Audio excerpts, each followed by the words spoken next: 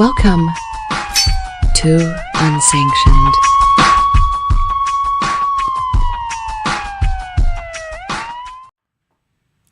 Welcome to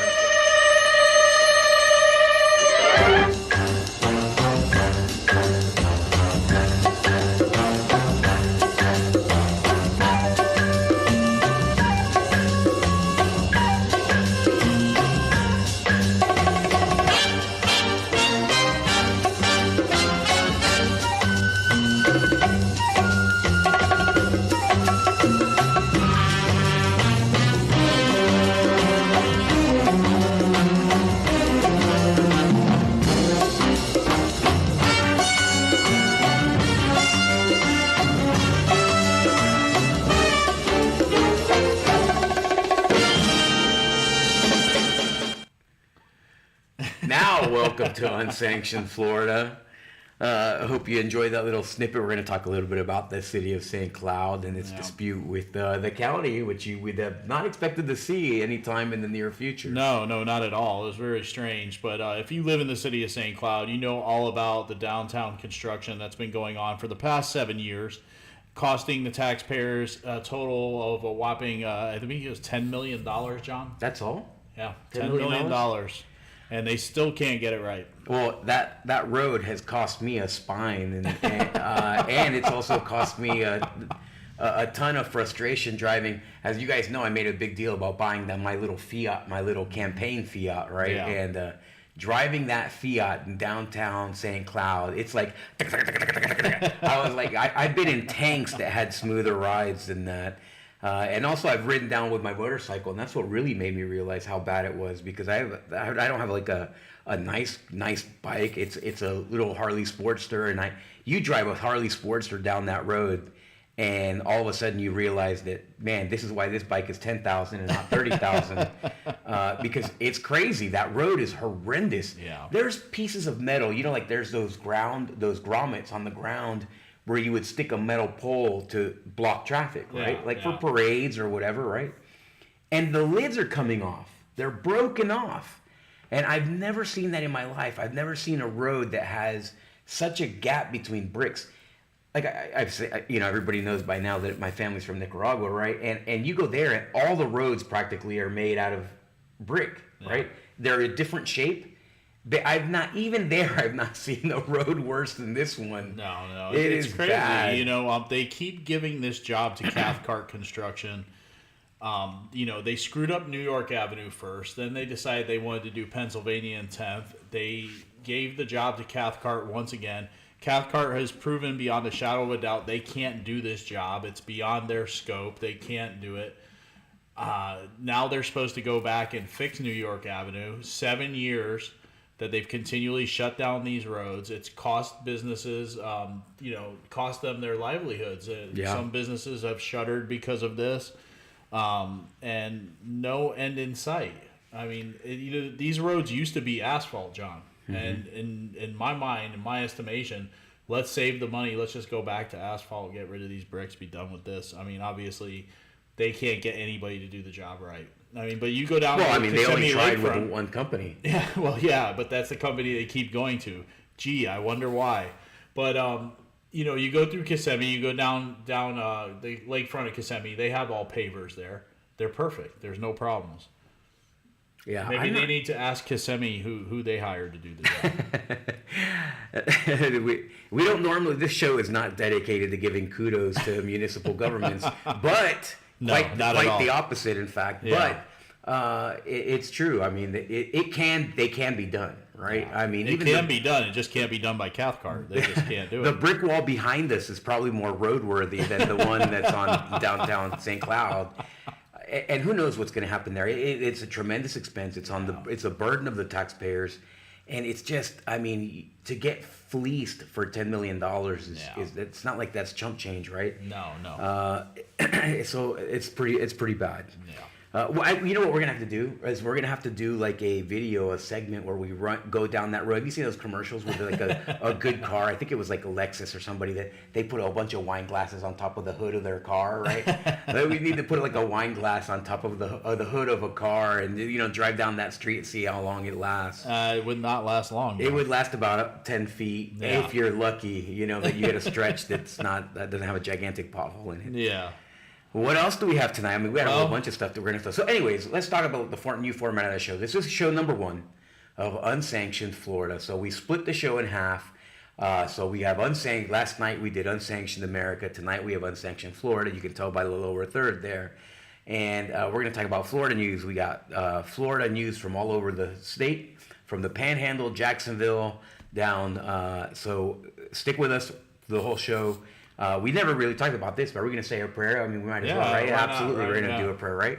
So, Lord, thank God that we live in the great state of Florida, right? I may have been born in California, but certainly Florida is my home. We all love this state. This state has been the freest state in the country. It's been proven to be the freest state in the country. We pray that this country serves as a model, that this state serves as a model for our entire country, where people can enjoy. And I think that it's pretty evident that the American people want to live in Florida more than they want to live in California. And that's for good reason. Good governance brings joy and peace and prosperity, and bad governments bring pain and suffering. So please continue to allow Florida to be this free state of Florida, and let this state grow together. Let our politics become less contentious, and let leaders be inspired to do the right thing in this state, so that we can continue to be the best state in the country. In your son's name, Jesus Christ, amen. Amen. So, okay, let's get down to business. I'm looking forward to the show. This new format I like, because it really has given us the opportunity to talk about a whole bunch of different things going on throughout the state that would not normally make the show. Yeah. And so what do we have on deck? All right, well, let's take it down to the state of Florida. Down to Florida, we welcome you to the Sunshine State. That is a Florida speed, right? That's Florida speed right there. I like it, Tom. Absolutely. That is Florida speed. So I guess the first thing we're going to do, let's check out this little video of one of our state reps that I'm certainly a big fan of. His name is Berny Jacques, and Berny Jacques is Pinellas County state rep for District 59 in the state house. He's one of the good ones. Let's check out this video. Absolutely. And right after this video, we're going to be talking with him. So here it is. We really will have Representative Jacques with consideration of HB 415, Pregnancy and Parenting Resources website. You are recognized to explain your bill. Thank you, Madam Chair. This great bill establishes a website for expecting parents. This website will contain critical resources for expecting parents and pregnant women. These services will include educational materials on pregnancy and parenting, maternal health services, prenatal and postnatal services, educational and mentorship programs for fathers, social services, financial assistance, and adoption services. All of these resources will be compiled into a conspicuous standalone website maintained by the state of Florida. And that is the bill, Madam Chair.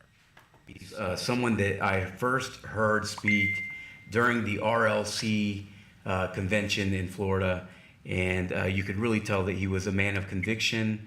I was extremely impressed with him, and I kind of tried to stay in contact with him as much as possible. So, Representative Jacques, first of all, welcome to Unsanctioned. We appreciate you being with us tonight. Absolutely. Thanks for having me on, John. Yeah, and so tell us, like I said, I heard you speak was at the RLC. You were a man of conviction. You're a true conservative. Tell us a little bit about your background, just to introduce you to the folks here in Central Florida.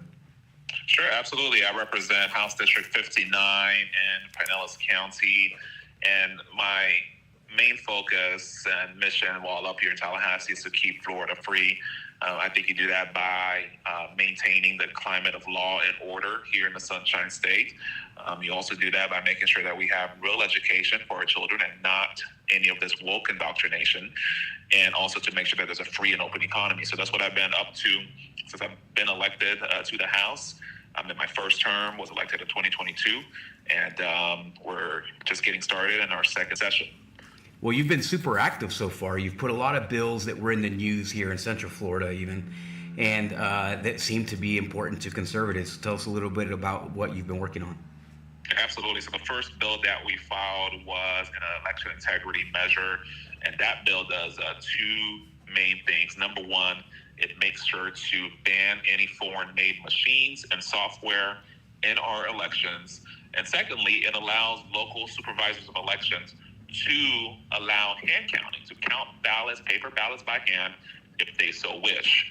Currently under Florida law, they have to use these machine tabulators, and this law would certainly allow flexibility if signed into law. And then that would essentially put it into the hands of the citizens, right? They would pressure their supervisor of elections to do a hand count if that's what that community wants, right? I mean, that would be the point of it. Absolutely. So it decentralizes the process. Right now, even if a supervisor of election wanted to go that route, they just couldn't. I mean, they're restricted by the law. My colleague, Representative Roth, tried to do this in the elections bill that passed last year as an amendment.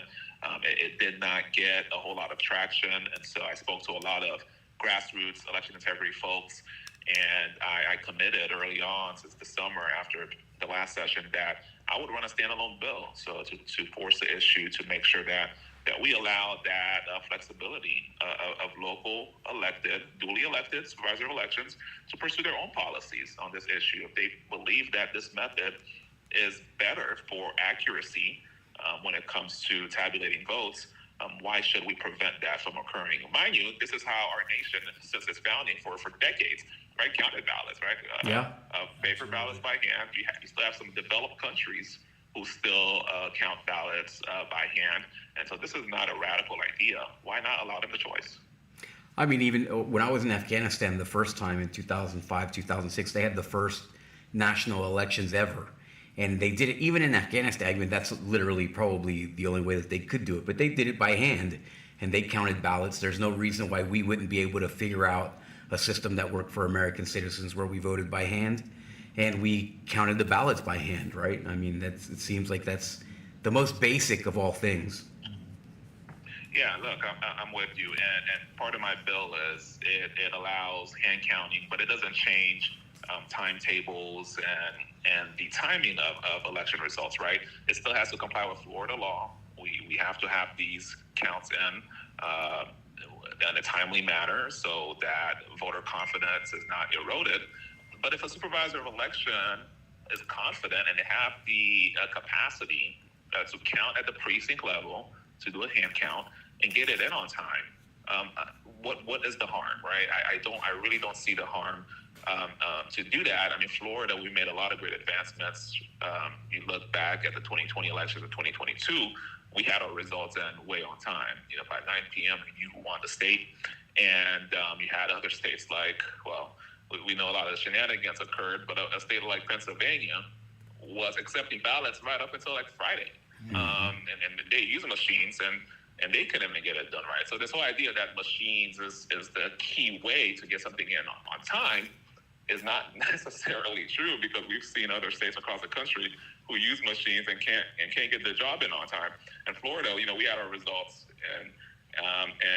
and so forth. So we want to make sure that we continue that trend. So we're not waiting at, you know, the wee hours of the night. You want to go to bed knowing what the elections results are. So that doesn't change that, right? So for folks who are concerned about that, it will not affect the timeliness nature. The law will still be the law. Get it in on time.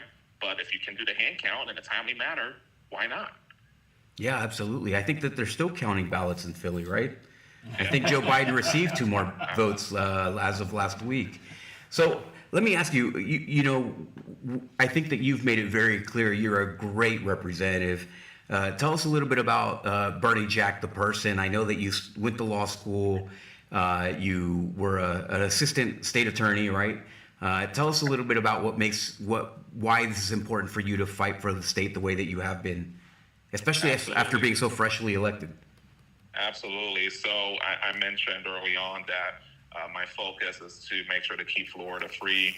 I believe that Florida is the land of freedom and opportunity, and I want to maintain it just like it was when I grew up in this great state. And my experience actually came through the lens of a first-generation American. You know, my parents, you know, came here the right way, through the legal channels from Haiti, and raised my brothers and I and taught us that in this country, And in our state, if you work hard, you play by the rules, you have faith in God, all things are possible.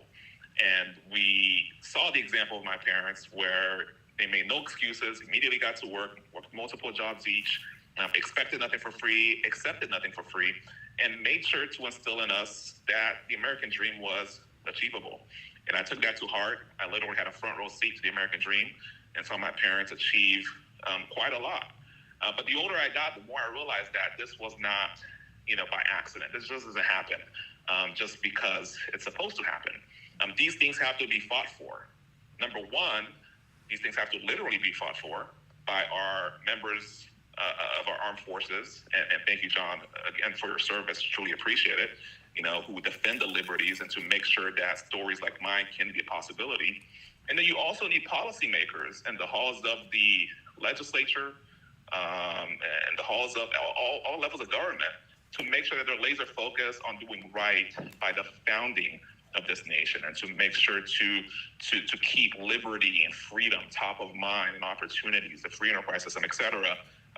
These things have to be fought for on a daily basis, whether it's in your state house, whether it's in your county commission, whether it's in the halls of Congress.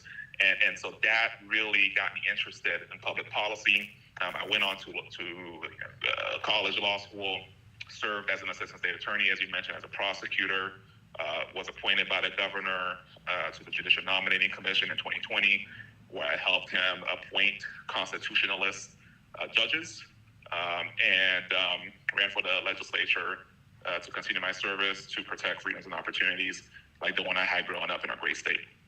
That's a tremendous story because first of all, I can relate to it, right? I'm also a first generation American.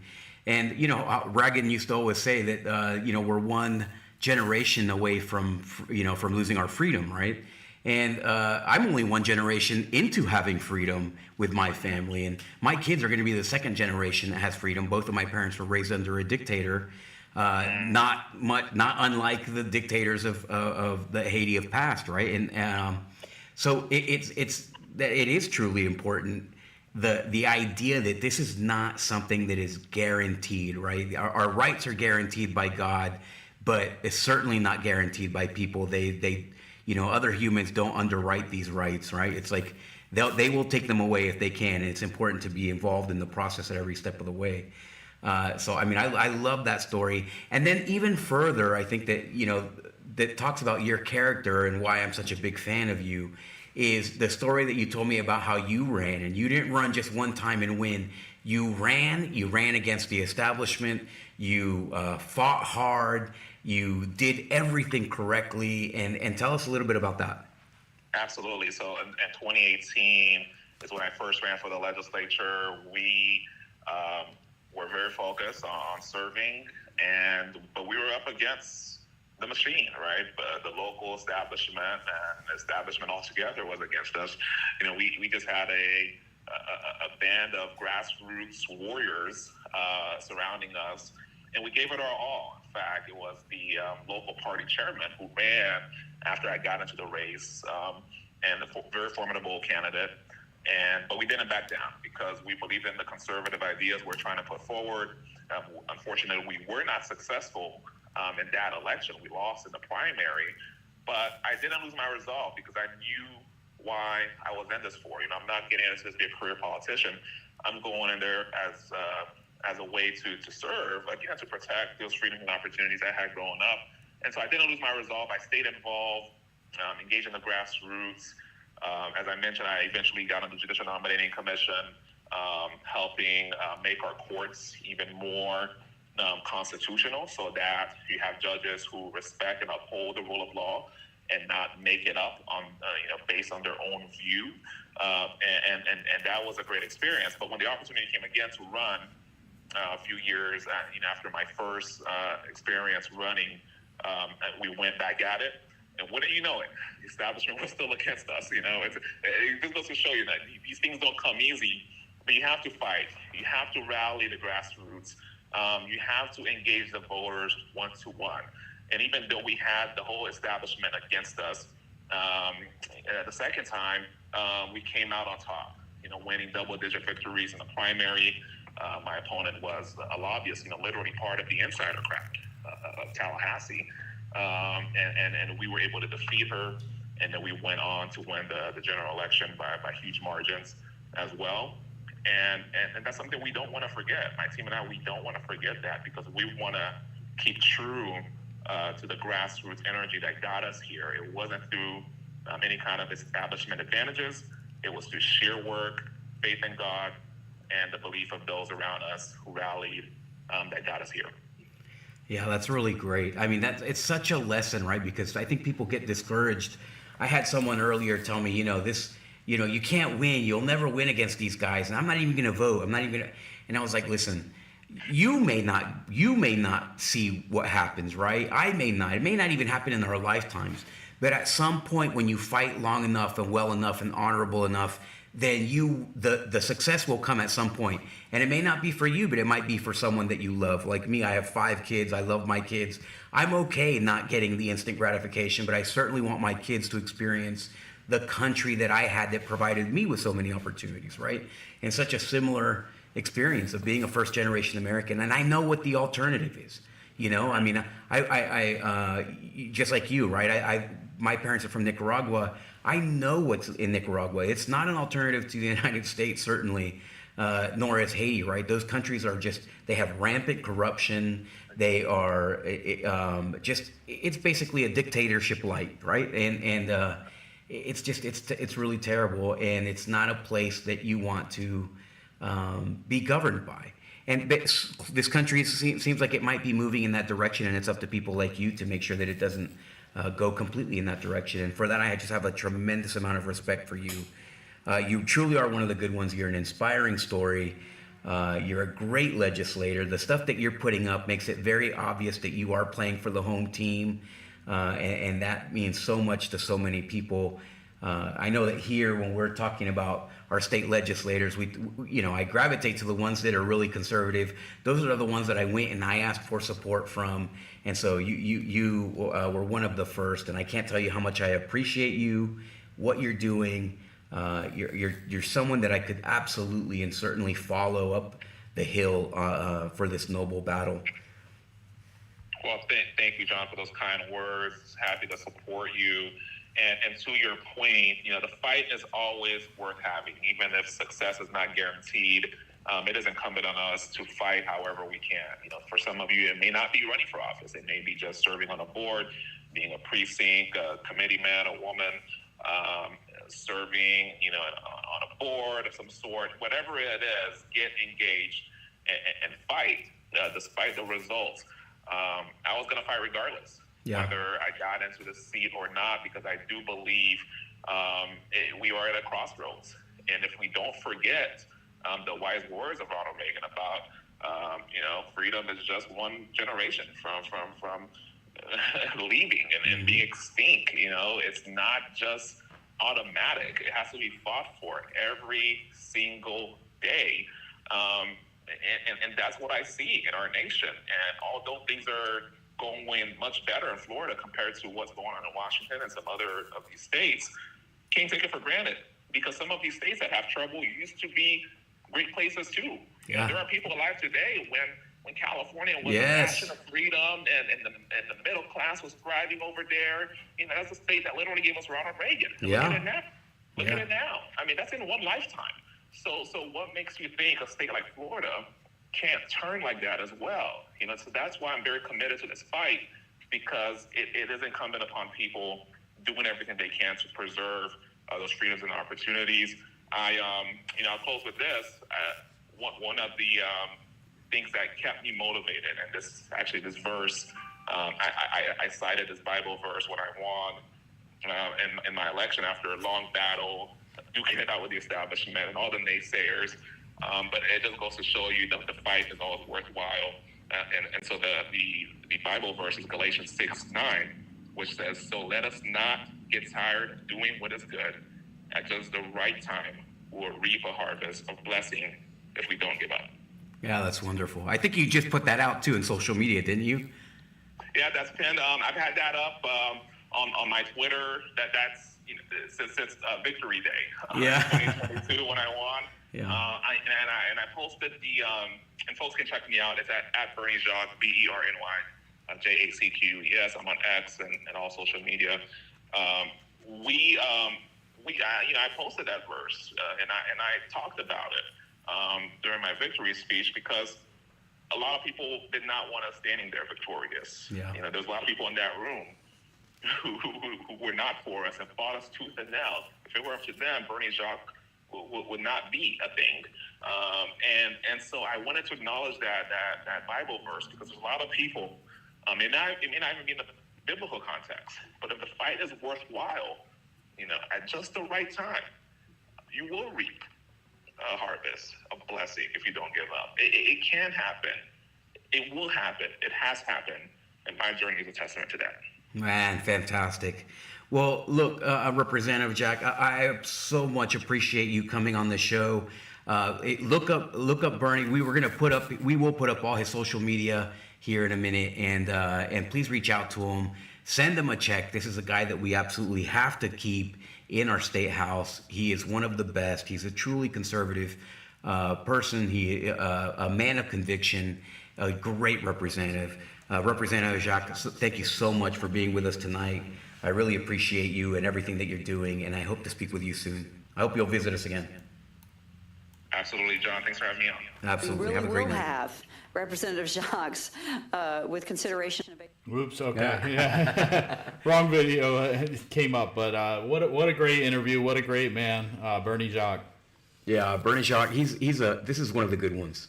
You can't have good ones without bad ones, and you can't have bad ones without good ones, and this is by far one of the better representatives in the state house today. And he was gracious enough to come on. He's a true conservative. He's out there in Pinellas doing good things for the people of District 59. You should absolutely support him. He's also got a great story. I love his story. It's like he's the underdog in all times, right? In all cases, he was a young guy, right? First generation American, became successful, became an attorney. So he went all the way through education, right? He was not an establishment guy. That's not who they wanted. They were putting people against him. They were putting money against him. They were really trying to get him, avoid him getting elected, just so that they could have someone that would answer to Tallahassee the way that Tallahassee likes to be answered to. And he persevered and he won. And that says a lot, right? We're familiar here in Osceola County. That says a lot about somebody's character, that they can fight that hard and that long, take a loss, get back up on their feet, go back, get back into the fight, and then win. And so he's like a Rocky, he's like a political Rocky, and I have a ton of respect for him. Good guy, and a very nice just person in general. And so we wish him the best. And so his Twitter, what he said was at Berny Jacques. It's at BernyJacques is his Twitter. So please go follow him, send him a contribution, and make sure that you support him out in District 53 out there in Pinellas County. Absolutely.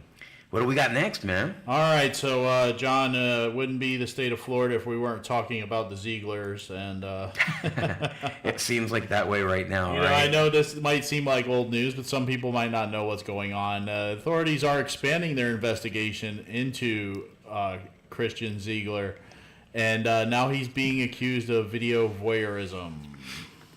So. This is such a troubling and for not just for us, but for them, they're a family, so going through this is rough. So anyways, more importantly than just the charge, it's hard to lead an organization when you're going through this much stuff, right? Not everybody's like Trump, who can withstand 91 charges in different multiple states and then just persevere like nothing. And 1 hour after he gets done with a court hearing, he goes and he has a town hall, and then an hour after the town hall, he shows up at another court hearing, and he doesn't miss a beat. Not everybody's like that. No.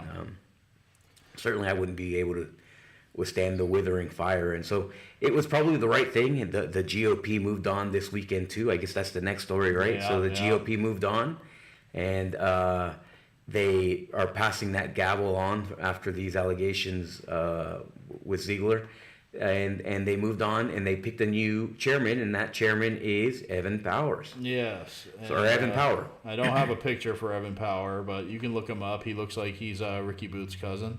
And, He does have somewhat of a similarity. Evan Power. I'm sorry if that's I don't mean to offend. Evan Power is not new. He was the vice chairman, right? He's not new to business. He was running against a gentleman named Peter Freeman, and Evan won. He was endorsed by a lot of the counties, and so here's the thing. I have tried to talk with Evan multiple times. I think everybody knows that Christian Ziegler was not a fan of mine. Tallahassee was not. Didn't you get into it with him at a Twitter space? Well, okay, so we didn't get into it. What happened was this.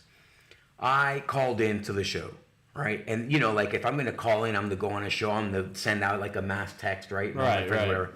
So, I told everybody, hey, get on this podcast and, and try to get a moment to speak and ask Ziegler about the race in 35. And so I addressed Peter, I addressed Christian, and I say, hey, why is the RPOF basically helping the candidate in a primary, right? And certainly this candidate is not one of the good candidates. She's a bad candidate. So why are they helping her? And he was like, oh, well, that's not us. That's not us. That's a different pack. That's, whatever. It's not us. Well, one of the people that I had told to get on that call apparently recorded that call. It's actually, I don't know if they recorded it then or they went down and they downloaded it afterwards. Obviously, the live space is recorded, right? Right. You have noticed. Yeah, everybody knows it's being recorded. They pulled it down. They put that in an ad where he's denying that the RPOF is helping her. And I guess that he got a call later on from the Speaker of the House saying, "What the hell is going?" The incoming Speaker, "How are you going to say they were not?" Well, whatever. And I don't know what was said. I can only speculate. So from that we went to the Sunshine Summit, Freedom Summit. Right. And I saw him at the Freedom Summit, and I said, "Hey, Chairman, we gotta talk. I gotta score, thing." And he was like, he kind of gave me a look, and then I'm not gonna divulge exactly what was said, but essentially he was upset that I had recorded him, but I didn't really record him. It was on a Twitter space.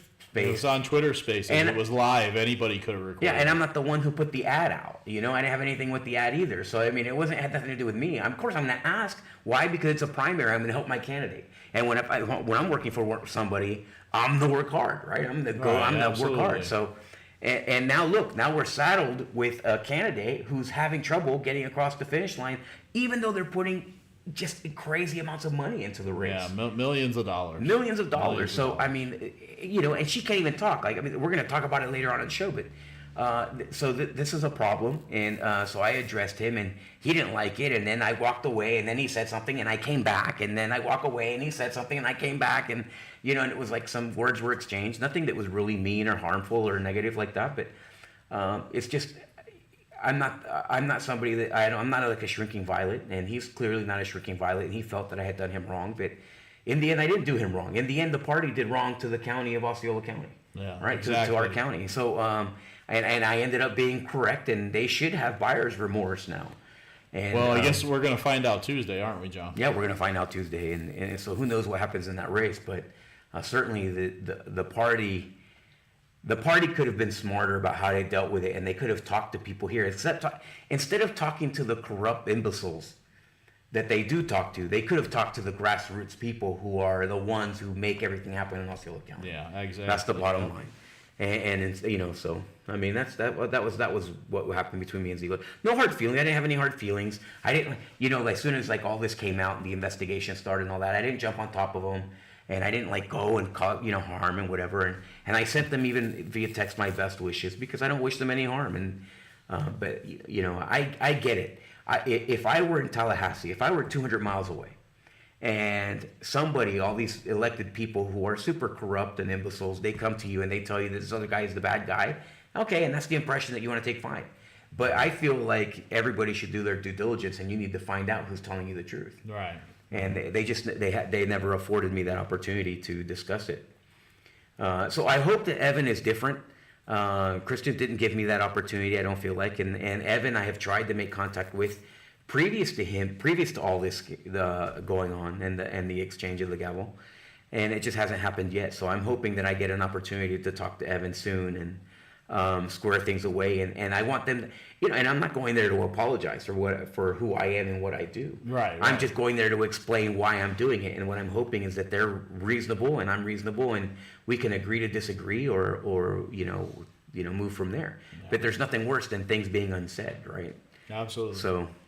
Well, Ziegler's out now. Evan Power is in, but the trouble for Ziegler has not ended, like I said. Let's watch this. But tonight, Sarasota police are expanding their investigation into Florida GOP Chair Christian Ziegler. And they're working to determine if he may have committed video voyeurism as well. After serving a search warrant last month, police say they have found a video of the encounter. As Fox 13's Kimberly Quizon reports, they are now looking into his Instagram account as their investigation continues. The investigation into former Sarasota County Commissioner and current Florida GOP Chair Christian Ziegler continues to deepen, as a third search warrant shows investigators believe Ziegler used his Instagram for video voyeurism. The investigation, which started in October, focused on an accusation of rape from a woman he and his wife had a prior sexual encounter with.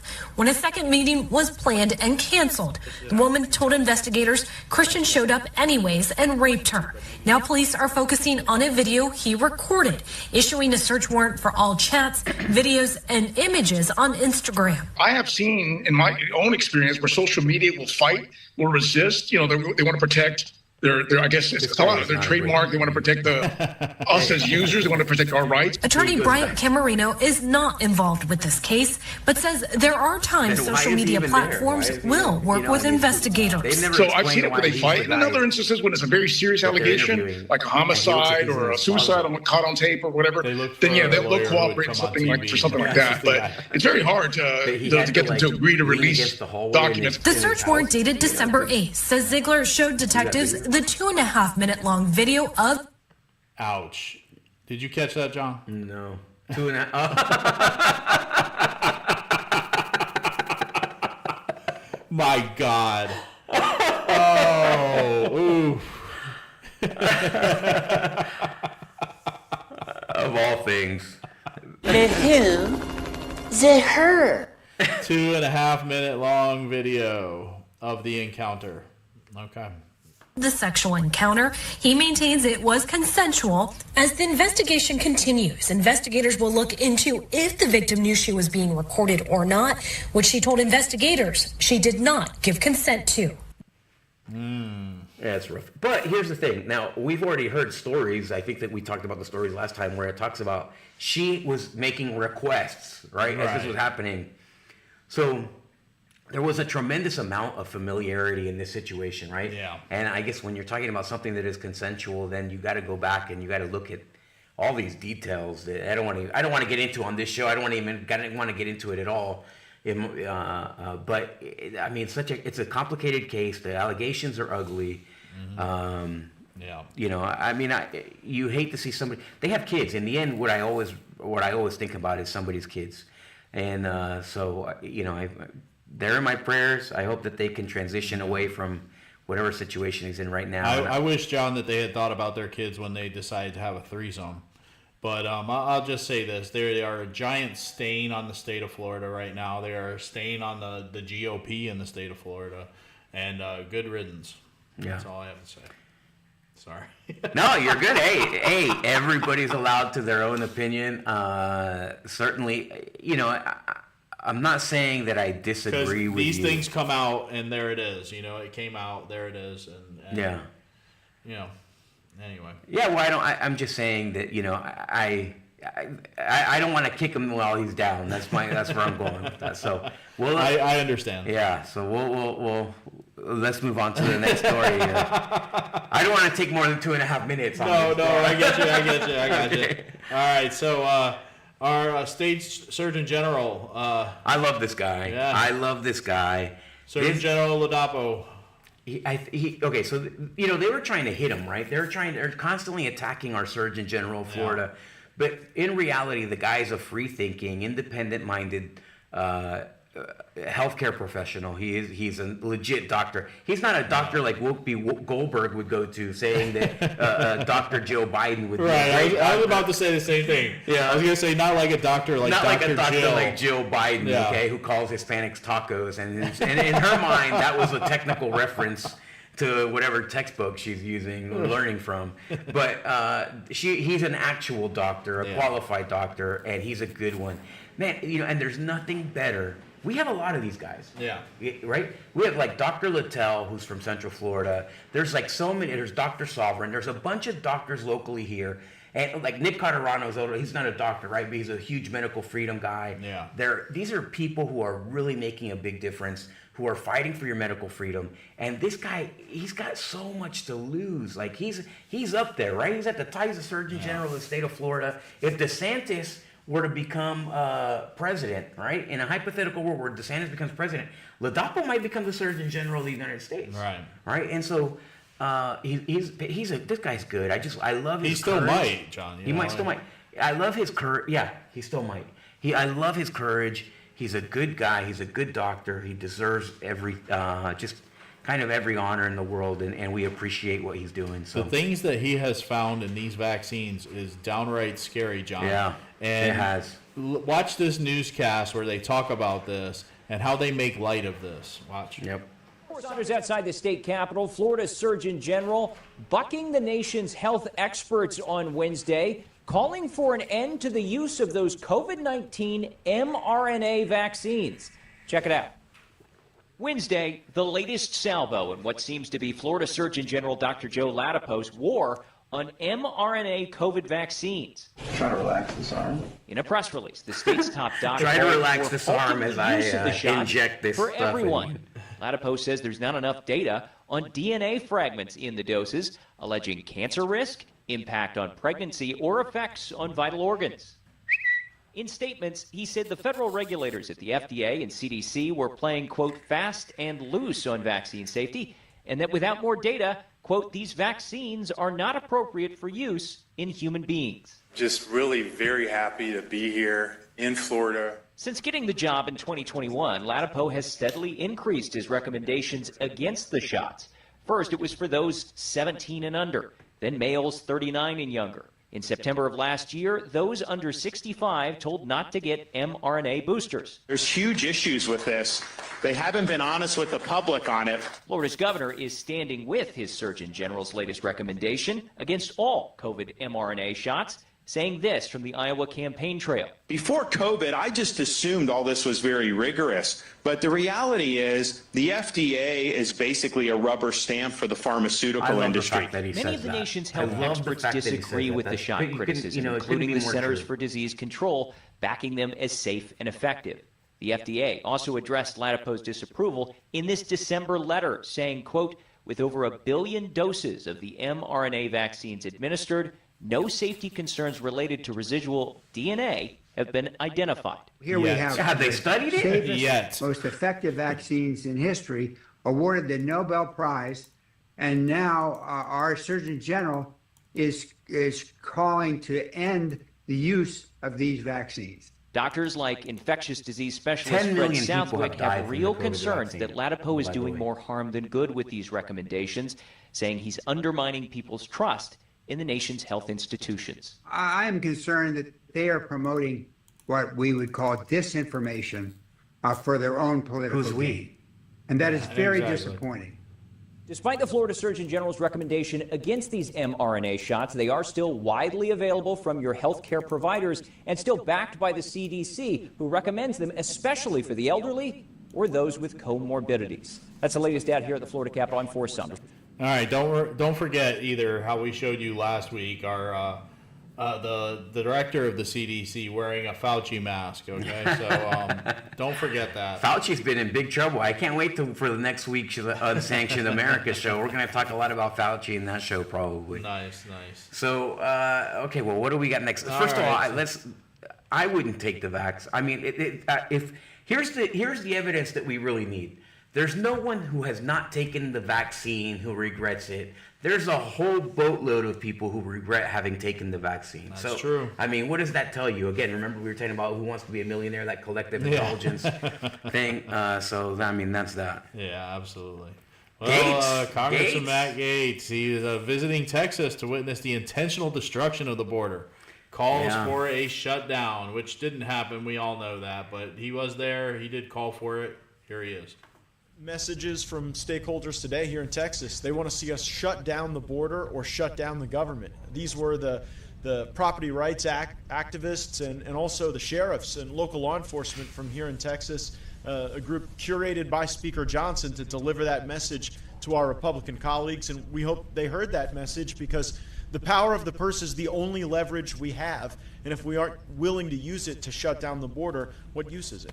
Congressman Crane. What's their purpose? Yeah, exactly. What's their purpose as a body if they're not willing to do that? No. So I agree. If either don't just shut down, do both.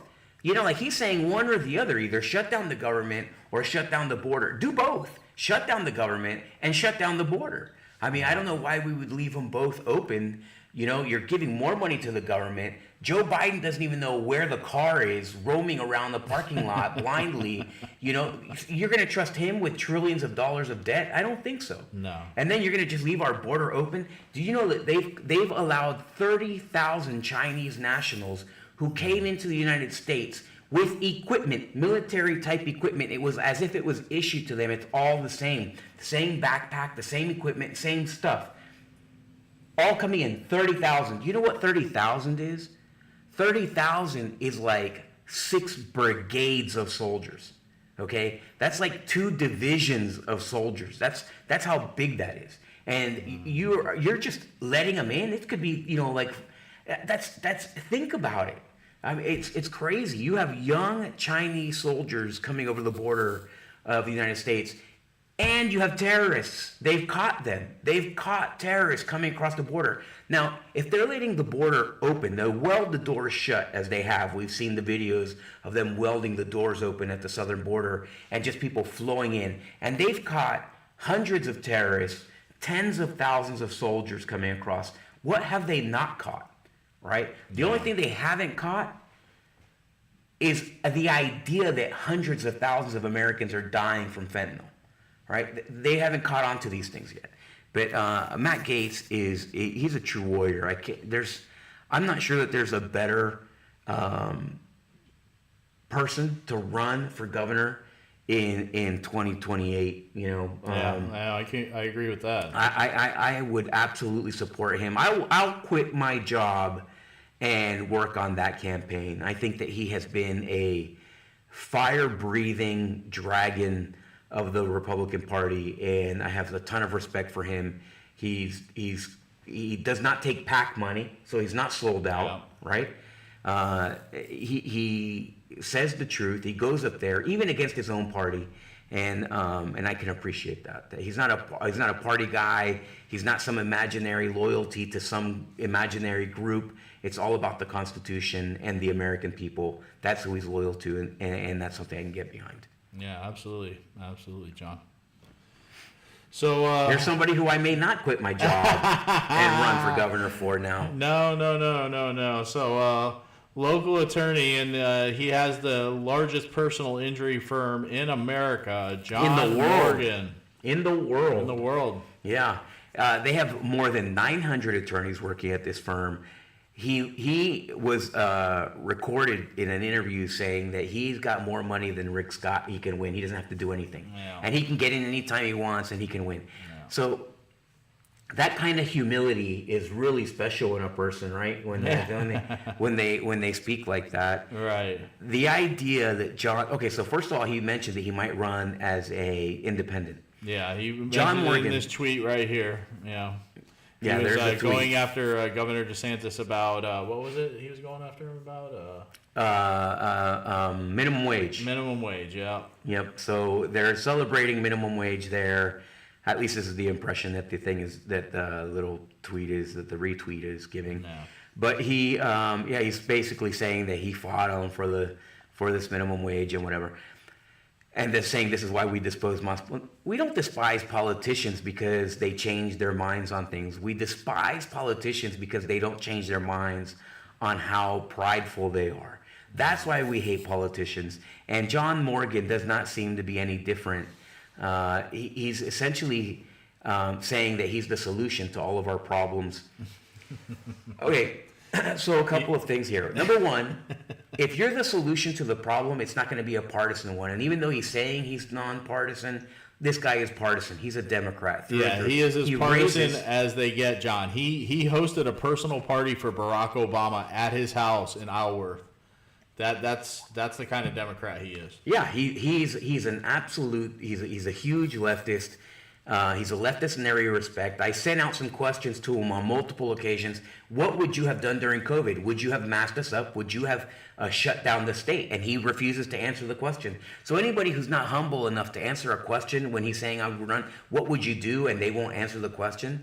Then you're not good enough to be the governor. It's that simple. Yeah, I guarantee you. Like, one thing I like about DeSantis is that people ask him, right? He gets interrupted all the time. If he gets heckled in an audience, he'll stop what he's doing. He'll face you. He'll face off with you, and then he'll talk to you. Right? He'll talk to you about it. He'll stop what he's doing to do that. Yeah. Okay. That says that somebody has the ideas in their mind. They're not trying to deceive you when they're willing to. Now, you may not like what he says in that issue, but at least he says it out there in the open, transparently, and that's what I like. I don't want a politician who's just going to be talking in these, fantastical paradigms and stuff. This guy, he's just gonna. It's silliness that this guy would be a legitimate governor. Yeah, he's a personal injury attorney. If I break my leg, if I slip and fall, absolutely, I'm gonna call him. Why? Because he'll get the most amount of money. That's not what we want. That's not what we want. That's not what we want for government. No, not at all. Not at all. So don't even think about it, John Morgan. Yeah, I don't think it's for the people. Yeah. But if he did, I encourage. It's not for the people. It's for John Morgan. Let me correct myself, because I do encourage. For his legacy. It's for his legacy. That's exactly what it is. It's a legacy move, right? This is his midlife crisis type of situation. But here's the reality. I do not discourage him from running. I hope he does run as an independent, right? And the reason I do hope that he runs as an independent is because it will split the party. The last two people that would vote for Democrats, you'd only get one on one and one on the other. Yeah. So go ahead, feel free to run. Go ahead, as an independent especially. All right, so next up, John, your friend, State Representative Carolina Amnesty, is filing a suit against the Orlando Sentinel. Yeah, so listen, the Orlando Sentinel, man. I was endorsed by the Orlando Sentinel when I ran for school board. And the silly people at the Sentinel said, "Well, we hope he doesn't get any more tickets." I was like, "Are you kidding me? You're worried about tickets here? This is a $2 billion entity that you just endorsed me for, and the most important thing that you can think about is my traffic. I don't pay attention to how many points my license has. I'll disclose that now. My point being is that the Orlando Sentinel does. Yeah, well, now maybe because since Biden came into office, the insurance rates are so high. Right, you gotta pay attention to every single little nickel and dime. But the idea, okay, that there's anybody serious at the Orlando Sentinel, I can't do it. I can't. They've been attacking Carolina Amnesty since the minute she was elected, right? And I'm not even. I haven't looked. I haven't looked at their research. I haven't done any of the investigations or anything. But the problem is, why haven't they done stories like this? We know somebody violated the law. They violated. We know somebody that violated state statute twice in Osceola County for 2 election cycles, according to their job. Right? Crickets. So where are the stories on Mary Jane Arrington, who violated state statute 2 election cycles in a row? Nothing. But Carolina Amnesty, because I don't know why. Is it because she's a woman? Is it because she's Hispanic? Is it because she's a Republican?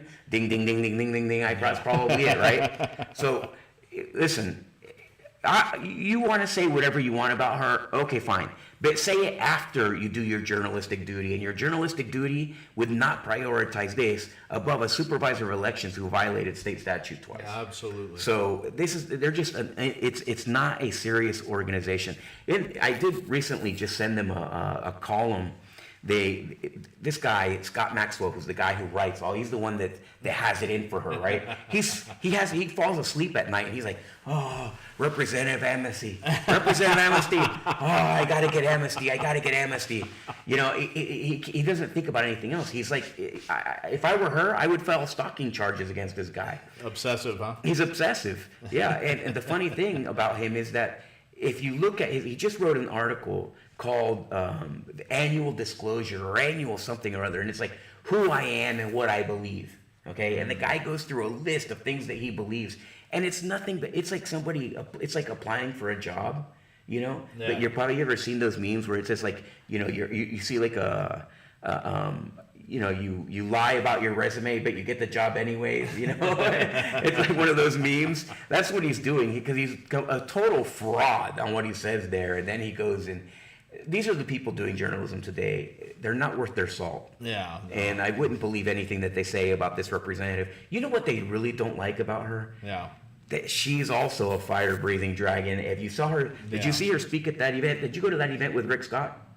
The dinner? Yes. Lincoln dinner? No. So she came to an event with Rick Scott, and she spoke just before him. When she was done, okay, you look around the room, there wasn't even that much applause at first. There was like a hesitation where people just had their mouths open, right? They were just blown away by her speech. And then people erupted into like, and it was crazy. That's how good her speech was. And that's what they don't like about her. A liberal outfit like the Orlando Sentinel is terrified of a career by somebody so young and articulate and advanced in their policy, right? Yeah, she spoke at the Freedom Summit too, John. She did a good job. Did she? I didn't see. Oh, you got there before I did, I think, right? Yeah. Yeah. So I really have a lot of respect for her. I think that she's a good one. And her and I don't necessarily agree on everything, right? Right. But you don't have to. The whole goal is not that you control someone else's decision making. It's just the fact that she's honest in who she is. She owns up to what she does, and she is a somebody who has conviction, you know, and that's so important. That's what we don't have. We have a bunch of spineless cowards throughout our county and the state, and it's true. She has a spine, and I have respect her for that. Yeah. I hope she wins. Yeah. Sue the crap out of them. Yeah. I hope you get $100 million out of them. Well, I don't think they have that much money. I hope you end up owning the paper. The Amnesty Sentinel. She owns them. Believe me, she owns Scott Maxwell's dreams at night. You know, she's living rent free. She's living rent free in Maxwell's. He sleeps with her picture under his pillow. I mean. That's creepy. Yeah, believe me, it's creepy when you write all that down in public for the newspaper. That's even creepier. Yes, absolutely. All right, so John, Florida GOP lawmaker wants to end universal mail-in voting. Yeah, what do you think about this? I think that is a great idea. Yeah. But a certain supervisor of elections named Alan Hayes says it's a nonsensical idea, but we'll get to him in a minute. But so here's the thing. I'm not offended by mail-in ballots, but I am offended now by the abuse of mail-in ballots, right? Yeah. So it used to be like if you're a soldier and you're in Afghanistan, you get a ballot in the mail. Yeah. Right? Okay, that makes sense, right? And that's the way they're still proposing this, is that you'd still, you'd have absentee ballots. You have absentee ballots. Reasons. And that's what it was. It used to be an absentee ballot by definition, an absentee ballot. Now they call it mail-in ballots. And the difference is you had to have a reason that you needed an absentee ballot. Yeah. Right? But you were expected to go vote. There's like 40 days of voting here. It's like the NBA playoffs. Everybody gets in. There's every day, everybody, any day you can go vote. There's early voting. It's like 40 days of voting almost. Yeah, it's ridiculous. I mean, you have plenty of time to go vote. You don't need to get the ballot to your house. The one thing I do like about it is that they send you the example, and then you get your ballot. You get to fill it out. You get to it's convenient. I do it too, and then I take my ballot over there and I turn my ballot in and I vote. Yeah. And so I do like that. This is the representative. His name is. This is Senator Ngolia. Blaise Ngolia. He's the former GOP chairman. prior to Joe Gruters, I believe, Senator Gruters, and he's out in the Jacksonville area, and he's been a pretty good guy. He was a pretty good guy. He's a winning chairman, and there's no doubt that there's definitely some politics involved with this legislation, but it's also good because here's the thing: we can't make everything so easy, right? Yeah, that's what's ruining our society, right? That's the thing is you made it too convenient for some people. You made it too convenient, and that's what's led to all this cheating that's going on. Yes, you should have a voter ID, all right? Because if you can go out and get a driver's license, and this is the argument that Democrats constantly make is that it's racist to have a voter ID. But how is it racist to have a voter ID and it's not racist to have a driver's license? Okay, so for everybody, you're going to get triggered here. If you're a Democrat and you're listening, please, at this time, turn the show off and run into a closet. I would rather have a racist voting system than a voting system that didn't count the votes properly. At least in a racist system that counted all the votes, you would know, and I'm talking about me as a Hispanic person, right? Yeah. That you at least you would know who voted for what. That's the most important thing. In the end, the integrity of the result is the most important thing in an election. If it has no integrity, what difference does it make if it's not racist? It harms everybody. But that's the thing, John, is it's not racist. It's not racist of course it's at all. not.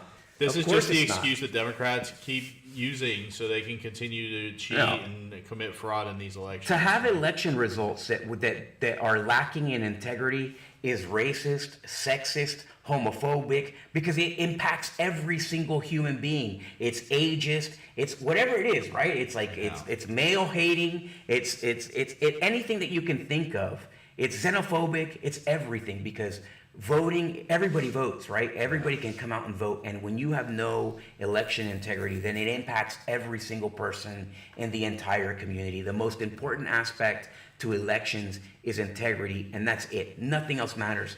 The integrity of the result is what's important about an election. Nothing else. Not access, nothing else. Wow. At least that's my opinion. This is the quote. This is what it's about. It said that it would eliminate universal voting by mail in Florida, potentially wiping out a method used by millions and embraced by both parties until former President Trump's false charges of fraud emerged in 2020. Where did this come out? Wait. This was the Orlando Sentinel, by the way. Oh, okay. Well, wow. This is incredible. I love the editorialized used by statement. Millions. Used by millions. And until Trump, the false Trump, fascist Trump, Heil Trump, false, fascist Trump. Get out of here. Be a journalist, please. Whoever wrote that should be ashamed of themselves. Oh, and by the way, if you live in Lake County, this is the guy who says it's nonsensical that there is no fraud in the elections, that there is no cheating, there's no ballot harvesting, there's nothing like that. You're out of your mind. This is the man. His name is Alan Hayes. Well, here's the thing. I don't He understand. is the Lake County Supervisor of Elections. And he's a former Republican state senator. So here's the thing. Maybe that's the case in Lake County, but why not? It's not. It's not. Yeah, but why? Here's the thing. If that were the case, if in Lake County they had perfect elections, right? Not an ounce of mistakes anywhere in the system, why wouldn't you keep your mouth shut so that the counties where there are problems, like let's say a county just bordering your county, right, where the supervisor of election was violated state statute for 2 election cycles in a row. Yeah. Right? Yeah. How about that? How about you not disparage the people who are trying to get election integrity in a county where there are problems? Yeah. I don't understand the process there for this guy. Who knows? Maybe he doesn't want people looking under his hood, so. I wouldn't look under that hood. All right, so moving on. Suspended prosecutor. That had so many meanings to it, didn't it? That had a lot of meanings to it. I had a lot more meanings than either one of us. I wasn't going to dissect it, John. Suspended prosecutor Andrew Warren. Yeah. He wins a new shot at reinstatement. So, not necessarily. Because what the court has decided here, the court decided that the lower court was going to decide whether he gets reinstated. The governor's office was arguing that they don't have the right. Okay, fine, they lost the lawsuit, but they don't have the right to reinstate him. So we'll see how that plays out. The lower court we'll see what they decide. He decided that he was not going to run for re-election. He probably knew he was going to get smoked. And also, if he does what he did again, if he was planning to stay the course that got him removed from office to begin with, then DeSantis could have removed him again. Yeah. So that was the issue there. So I'm glad he's gone. Yeah, and he was one of 2 that was removed. The other one was Monique Worrell, right here in Osceola County. Why is it always Osceola, right? We got the supervisor of elections who's messed up, right? Violated state statute. We got Monique Worrell who got removed from office. We have a school board member who, right? So there's some issues there. Yeah. We have, it's like we have Fred Hawkins who got accused of impersonating a cop. Yep. You have Erika Booth who's like, she turned into a bat and disappeared once she started running for District 35. You have her husband who has an IQ of 17, right? Who has to eat a banana through a straw. What is going on in Osceola County? If only the governor would come down here and spend time with somebody who doesn't think that cows are attractive. That would be a beneficial for us. Whenever the governor has come to Osceola County, he always spends time with the establishment types and only talks to those that are involved with the establishment types. So, yeah, I don't know. Yeah. That has been our frustration, right? Because there seems to be a lot of problems in Osceola County, and you would think that it would warrant some attention. The governor hasn't been interested in the state of Florida since he's been running for president. So. Well, even if I were only concerned about Osceola County, he came to the rodeo, but he went to the rodeo with a bunch Fred of Hawkins. idiots. Yeah, exactly. And Ricky Booth. All right, so speaking of Governor DeSantis, when he came home to do the State of the State address, he was greeted by some Trump super PAC billboards. Yeah, that were up in Tallahassee, and we have some examples of what was. These were actual billboards that were up in Tallahassee for his return. Man, Trump is the ultimate troll, right? Like, you will never, I love that insult comic dog, Triumph, the insult comic dog. I've always loved that skit. I loved him when he was on Conan O'Brien. I think it's hilarious. Trump would make that dog cry. No. Trump is the ultimate Triumph. These are brutal. These are brutal. They really are, and there's truth behind these. So that golf simulator one, I'm telling you, I would probably, I talked about people trying to bribe me in Osceola County, right, and offering me all kinds of BS and jobs that I didn't have to go to, like the way that our county commissioners and former state reps had, and so on and so forth. I might actually sell my soul for one of these golf simulators I was telling you, right? I would probably do that. If anybody wants to bribe me, I will take one of these brand new golf simulators any day of the week. I would probably do it. I would trade my career for a beautiful brand new golf simulator. This is the perfect room for it. Yeah. Right? Yeah. This is the perfect room for it. Yeah. I got all the space in the world. I can hit golf balls for anyways. All right. So, John, are you ready to take it to Osceola County? Yeah, let's do it. All right. Here we go. But we make the rules, and the people are fools, and they vote for us time after time.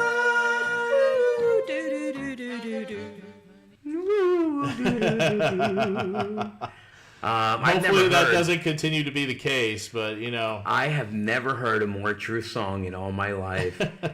That is the best theme song ever for a group of politicians that I've ever heard. Yeah. There's more length to that song too. We need to play the whole thing. I believe the name of the song was "Corruption" too. So. Oh no way! I'm gonna have to download that. Whoever wrote that song, they're gonna get a whole bunch of money from me when I play it on repeat later. So I guess the first one is Erika Who. That was our headline. Erika Who. So the Republicans are pouring cash into that Florida House special election. For District 35. I think it's $160 million they've spent, John. So here's the funny thing. Okay, we're going to talk about the Sentinel. How much money have they spent? Now, I agree with the Sentinel. This is worthy of discussion, right? How much money are they willing to spend of the donors, and are they actually telling the donors what they're spending this money on? This is a gigantic sum of money in a primary and in the general election. They are pouring money like there's, I mean, they're going to cause inflation themselves just by the amount of money they're putting into this race. And it's for a terrible candidate. If you have a horrendous candidate, it's going to be expensive to get them elected, right? Absolutely. And that's exactly what you have going on. They spent more money on this race than they did on Fred Hawkins' race. Yeah. That's incredible. That guy was removed from office after he was charged with a felony. And it was cheaper to get him elected than Erika Booth. I mean, I don't. It's crazy. They chose someone to run for this state representative position who has trouble speaking in public, has trouble getting her point across, is very soft-spoken when she does speak, and then that's hard to nail her down. And you know, we're going to get to that in a minute here. That even the media has trouble. Yeah, you know. pull up what they pull it up. Go ahead and pull it up. Absolutely. I mean, this is we don't want to spend all night talking about it. I mean, they said she has been tough to pin down for an interview. She responded in an email January 7th that she would answer questions and then went silent. Since then, she did not respond to messages left with her campaign manager, school board office, a campaign consultant, or her husband, Ricky Booth, who said she was not immediately available because she was out campaigning, and agreed to speak with her about conducting an interview. But that has not happened. The media has had ultra trouble nailing her down and trying to speak to her. Yeah, that's rough. Yeah, not only that, but we were talking about the money that's been pouring in. You know, mystery texts are targeting Democrat Keene in the special House election. And, you know, we've seen these texts. You've had these texts attacking you, John. They're attacking Tom Keene now. We've seen them attacking others.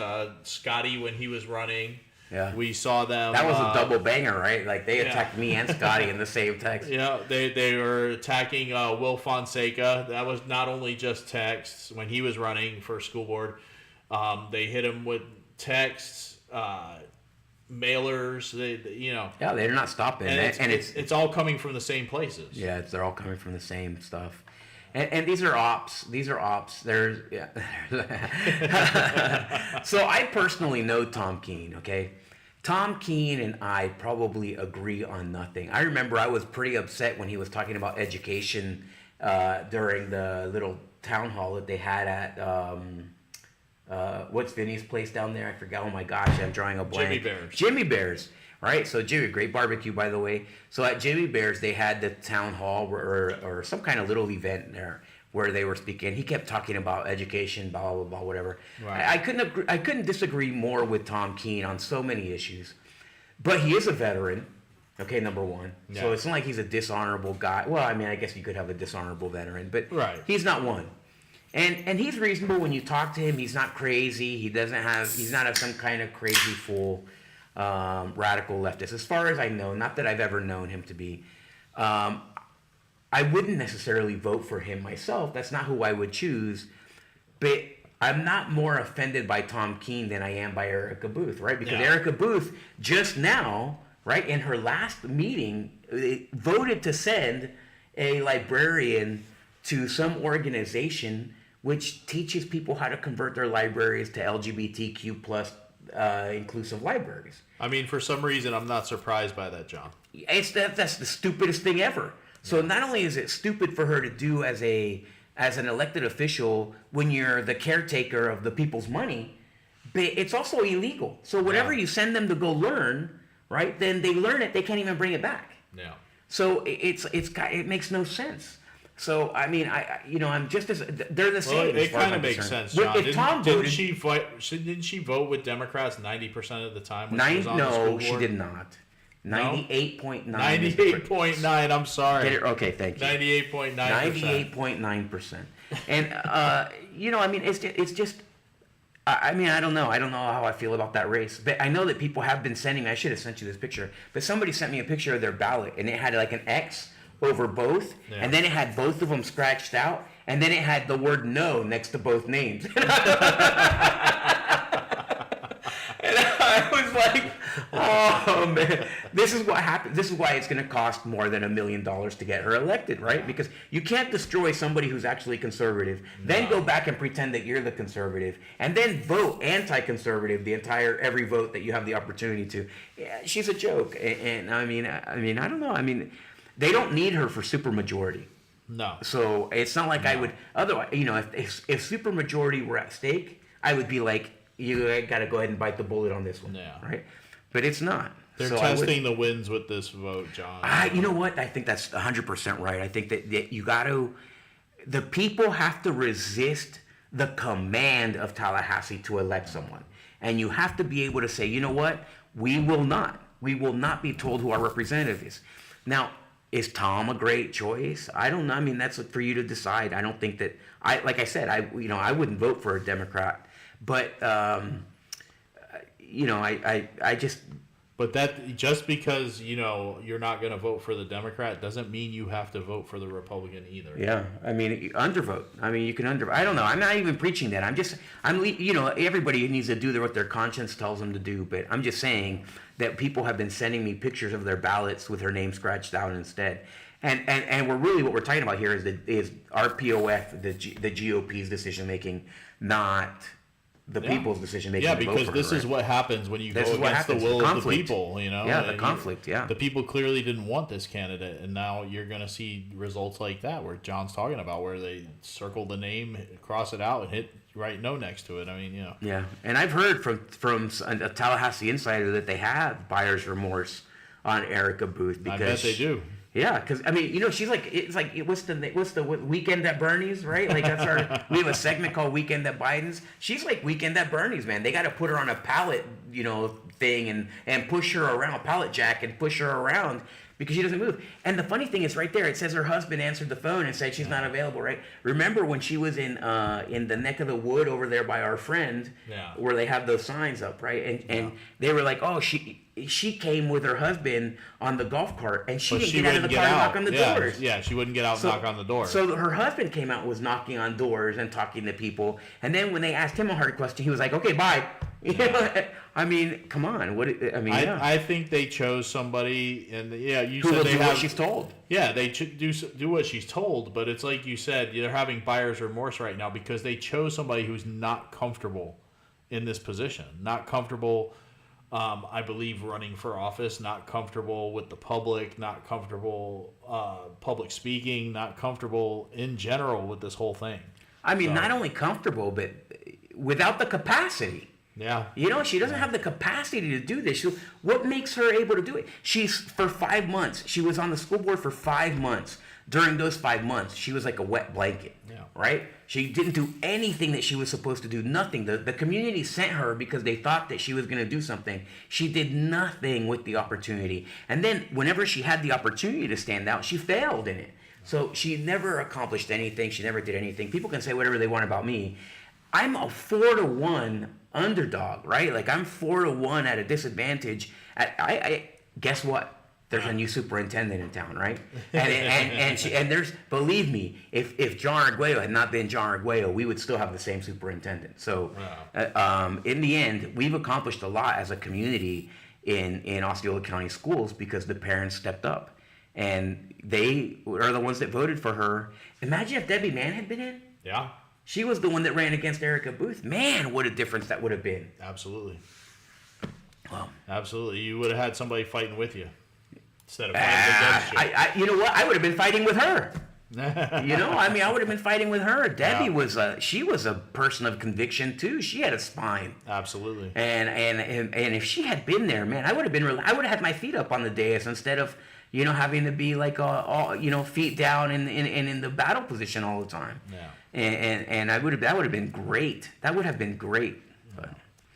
Well, John, you know that there was a huge blow up about Marjorie Taylor Greene coming to Kissimmee. Yeah, so Marjorie Taylor Greene. And they originally canceled the event. The resort that it was supposed to be at.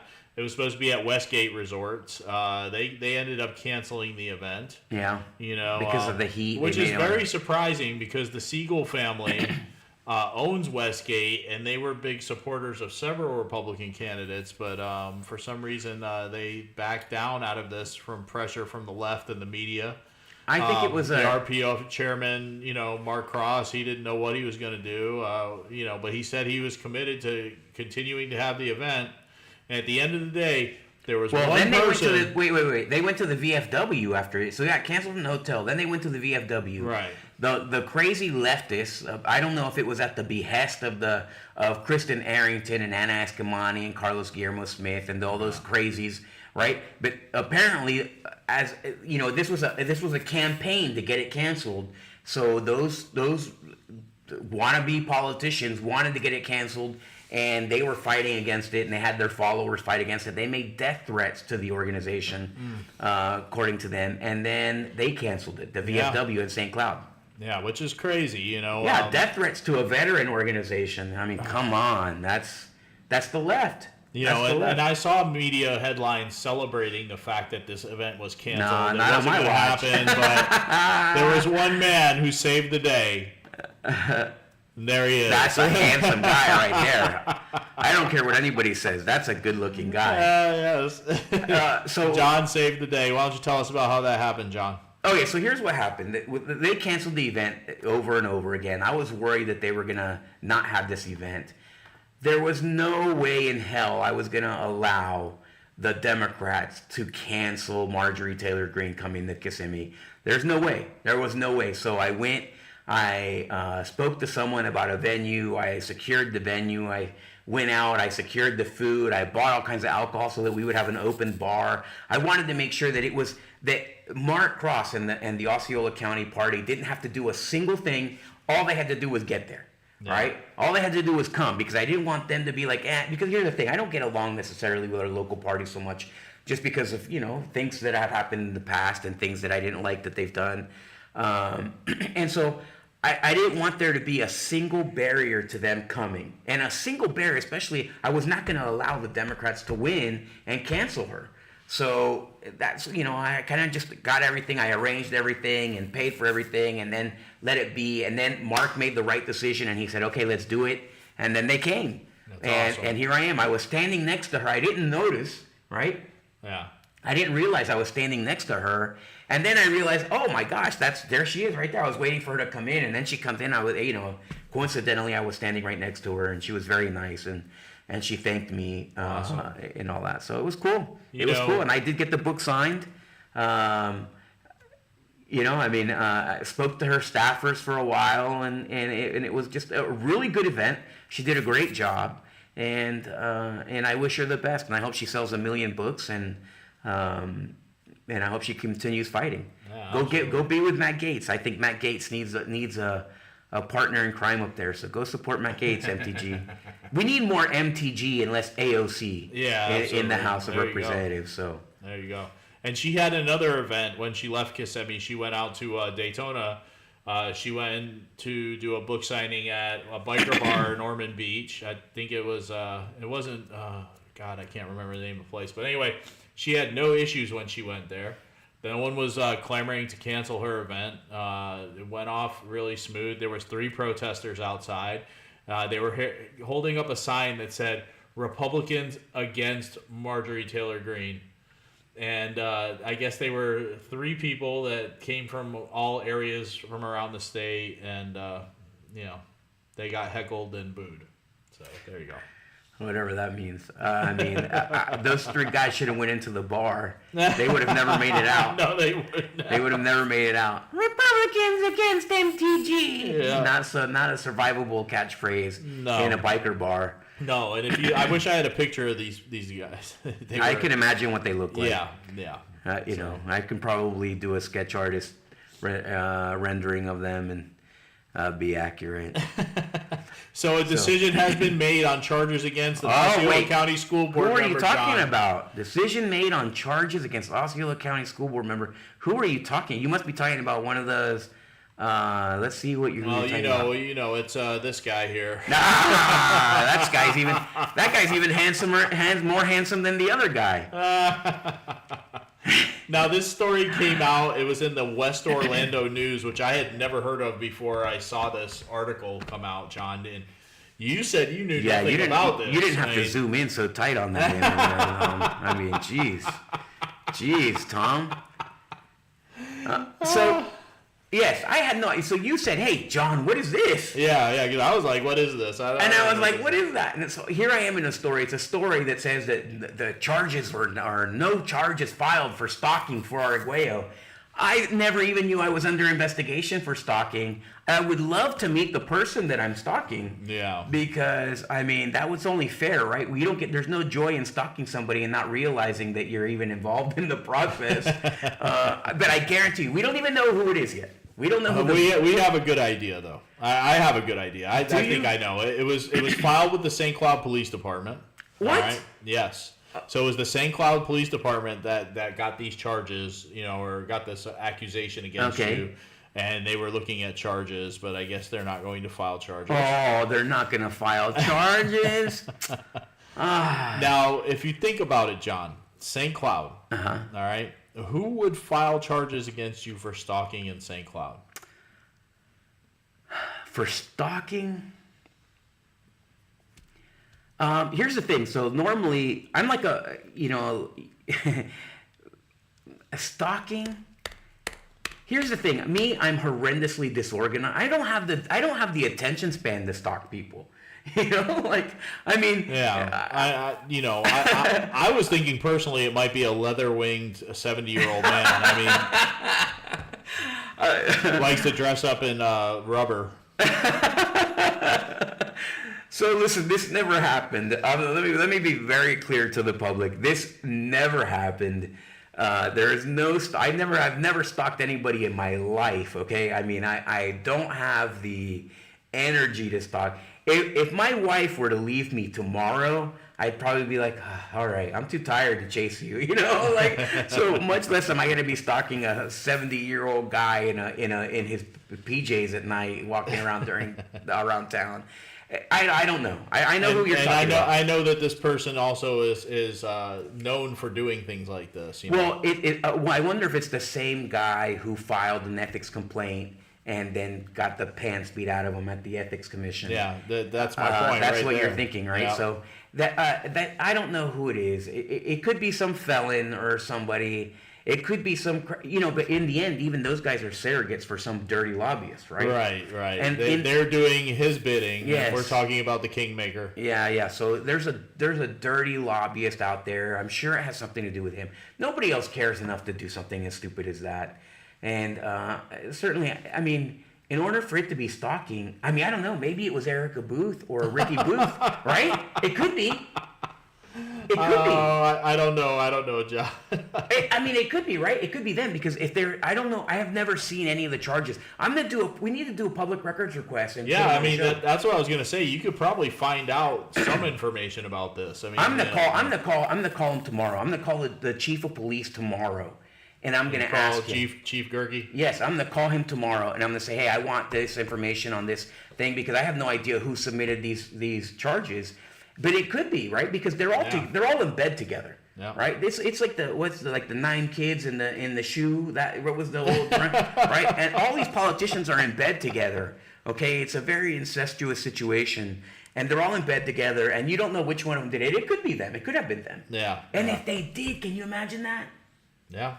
Man. But anyways, in the article it said that the judge or what was the deciding factor? I guess the state attorney. Yeah, the state's attorney. The state's attorney said that it was protected speech. So the people who were saying stalking were saying that I was talking about them, and then they were like, "Well, this is protected political speech." So, hello, we do a show. Can you imagine if they can get me for stalking? Imagine Whoopi Goldberg and Trump. Right. Trump should be able to have her head cut off if that's the case. I think the only time that we ever mentioned a name, a flat-out name of an individual that was not running for office or an elected official was when these people filed complaints against you. So yeah, here's the thing: if it's public, it's public. If it's a document that's going out, it's a document that's going out. This is the media. Yeah. What we do, this show is about media, right? We talk about stories, we recap the news. That's what this is.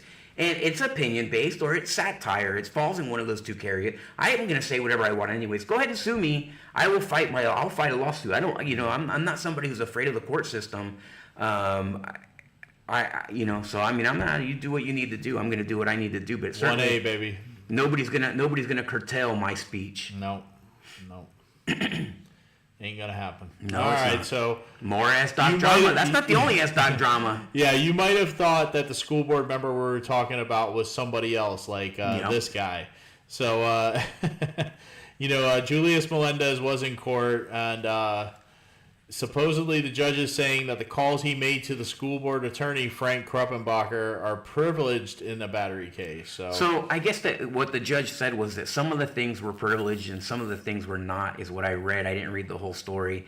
I'm interested to find out more. There's the school board member there in the background, the witness stand, for this hearing, and that's his defense attorney over there. That defense attorney, from everything that I've heard, is really good. Yeah, I heard she's really good. She is really good. I heard that she's really, really good attorney. She's really proven her mettle already for Melendez, because already one of the charges has been dropped. I'm shocked that he's still in his seat. I am too. I really am. I'm surprised there hasn't been more of a public outcry for him to be removed. I think that there was public outcry. I know I received dozens of calls. There was some, but not as much as I imagined. Well, the problem is that they didn't go and complain at the school board meeting, or it's not in a public place, so they just complained to me privately. Then what is that? Yeah, but that doesn't amount to much. You know what I mean? Yeah. If you do it privately, all right, it's not going to amount to anything. You have to be loud and bold, and you just need to write the governor and say, that's what you need to write, because it's only the governor that can remove him besides the voters. But either way, he's not going to win re-election. I think that I don't think so. He has not made any friends, and they're going to absolutely. He still hasn't filed either. I mean, I don't know that he's not going to file. I'm sure that he will file, but it doesn't matter. I seriously doubt he's going to win re-election. He's made way too many enemies since he's been there. I've made enemies that my enemies can depend on what I'm going to say, what I'm going to do, right? Like, Arguello's going to say this or do this. Right. He's going to be against that. And in the end, I'm fighting corruption. Of course, they don't want that and whatever, but it's nothing personal. Well, he has switched back and forth on people, and he has no allegiances except to his own ambition, and for those reasons, I think he's in a real tough spot in his election. No, absolutely. I would be shocked if he won re-election. Well, I know that there's going to be a lot of people that put in gigantic sums of money against him. So, and I mean gigantic sums of money, more money that has been put in any single race in the entire set of Osceola County candidates. Yeah. And you know what, John? That would have been you if you were running for re-election for your school board seat. I think that they're putting more against him than they would put against me. There's more. See, so here's why I'm saying this. There's interests at heart at the school district, right? Not just to get rid of him, but that need to continue, right? Yeah. Now, if I'm leaving, who cares? And if I stay, I'm not going to vote yes or no according to anybody. I'm going to vote yes or no according to what's in front of me, right? Yeah. The information that's in front of me. Him, you can't depend on. You have no idea what's going to happen. So, you can't. And I think that he's burned so many bridges that, so the crazy yahoos, the guys that are all in bed together, the people that are all in bed together in Osceola County, are they going to go against me? Yeah. Yeah, of course. Julius has made enemies outside of Osceola County. They're going to come back to harm him, and that's not me. Yeah. So that's the difference. Except for that guy in Tampa who's a dirtbag political operator who runs campaigns and ran Fred Hawkins' campaign. He's the one who sends out the dirty mailers. And, that guy's a dirtbag. And dirty texts. He's a dirtbag. And, and he's dirty. He's a dirty dirtbag. Yeah. So, so I may have enemies like that, but he's not. I mean, what money is he going to do? He's going to go and raise money against me? Okay, go for it. But he's got a job to do at the same time. So there's a certain, practicality involved in politics. So absolutely. People will pay him to go and hit Julius. That's the difference. Yeah, that's true. All right, so this was very interesting, John. More BOCC, more BOCC Osceola drama. County blasting the city of St. Cloud over lack of funding for road improvements. The commissioners threatened to end the joint planning agreement with the city unless development fees are hiked to generate more money for roads. Now, this happened, all right, John, at the public comment meeting. Now, the thing about the public comment meeting, for those of you who don't know, is that the county has a separate public comment meeting from their normal board meetings. This is where the public can come and address the county commissioners about anything they want. But there are rules to this. They're only allowed, 3 minutes. Mm-hmm. They have to sign up on the Sunday before on the county commission's website. Mm-hmm. And these meetings are not recorded, videoed. They're not recorded. There's no minutes taken. They are completely off the record. And I guess the commissioners felt comfortable saying these things while they were off the record, but little did they know that Natalia Jaramillo of the Orlando Sentinel was sitting in the crowd and listening. I love this girl. So she's doing her job writing stories in Osceola County, that's for sure. Yeah, this is St. Cloud and Osceola County have had a joint planning agreement since 2014 that aimed at managing growth through shared revenues collected through impact fees. But now the county commissioners are complaining that the effort is falling short because St. Cloud isn't willing to charge builders enough in so-called mobility fees to fix the road problems their developments cause. Now, this is super interesting.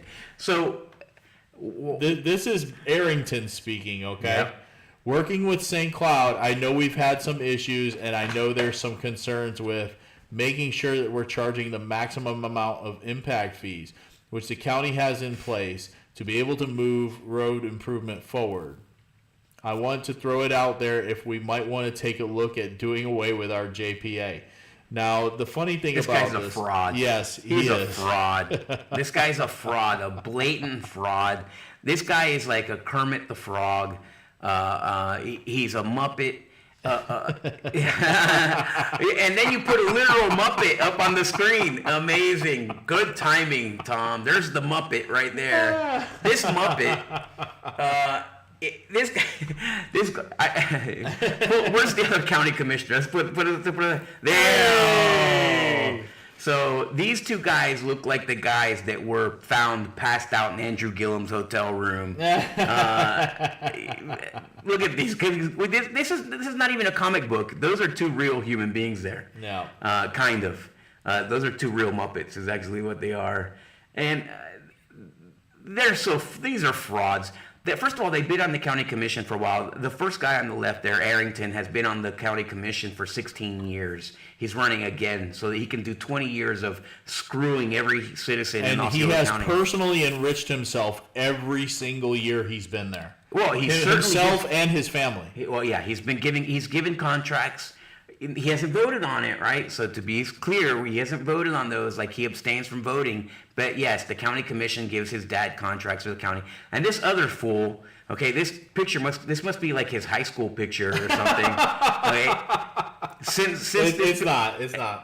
This picture, how much hairspray did he have to put on to get?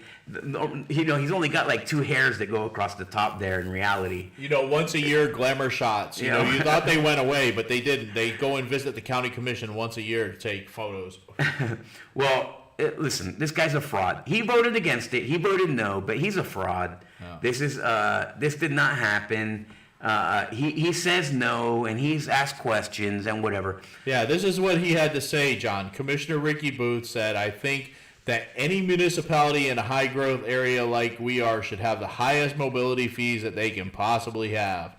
The thing about this, and then it says Booth is worried that St. Cloud City Council might not approve a joint mobility fee that assumes growth will continue, as the City Council often votes against development. That's not true.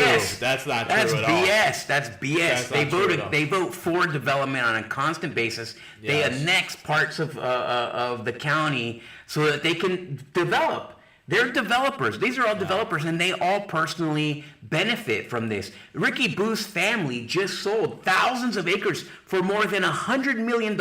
And you think that he really doesn't want development? Then why the hell would he be selling 5,000 acres of land? Right. His family sells land for development. They have land.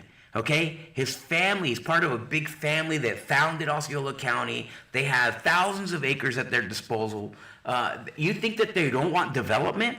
No, this guy, he might smell like cow poop, but that's not what he's interested in. He's interested in smelling like cash. And how do you do that? By selling land for development, or by developing land yourself. he's a fraud. This is BS. He's not really against any development. This is all political theater so that you guys give him a vote because he knows he's in deep trouble. Yeah, and then they feel comfortable saying these things at a meeting that's off the record. But these two municipalities, you know, the county commission and the city of St. Cloud have worked hand in hand to destroy St. Cloud. Yes. And they talk about, you know, they're not charging enough in mobility fees. They keep giving them back to the developers. It's not that they're not charging enough. They keep giving them back as credits. So, you know, for them to blame the city of St. Cloud, this is an easy out for them. This is very easy for them to do because Mayor Nathan Blackwell is not running for re-election. He is done. He cannot run for mayor again. The other council member, Lynette Matheny, she can't run again. She's term limited. So, you know, who's left? You got Sean Fletcher, Ken Gilbert, all right, and Colby Urban, who's running for re-election, but he's running unopposed. He already has almost over $30,000 in his campaign coffer. So they're not too worried about offending anybody on the St. Cloud City Council. They know it doesn't mean anything. This is political theater. Now Ricky and Brandon can look like they're fighting for road improvements in Osceola County, which is not true. Let's go back. Somebody asked this question to these yahoos. How much money did you divert away from our transportation budget, our road building budget, to put into Neo City? Right? Great question. That's the question that people need to ask yourself. They never intended. There's a reason why there's no money for building roads. First of all, these guys are, I want to say the R word so bad. These guys are not geniuses. Okay, these guys, they don't even know which way is up on a map.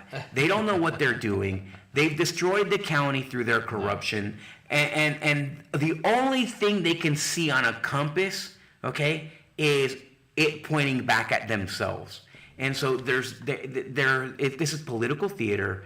They do not want to fight against the developers. The only reason they exist, we need to look at their finances. If you look at their financial reports, everybody is giving them money, and are all people that are benefiting from the development of Osceola County and the areas around the city of St. Cloud. And we will be doing financial exams. That will become a regular feature of the Florida show, and we will be looking at the financials of several of these politicians, including our county commissioners here in Osceola County, but across the state, and look at some of the interesting people who are funding these politicians. So. Yeah, I mean, you got to, when you see, I don't know if we're going to do it next week. I think we're going to try to do it next week. Yeah, we'll probably have Let's do a general financial exam next week, and we're going to go through all the contributions that these guys have received. So this guy, both of these guys each raised more than $70,000 so far. They're county commissioners,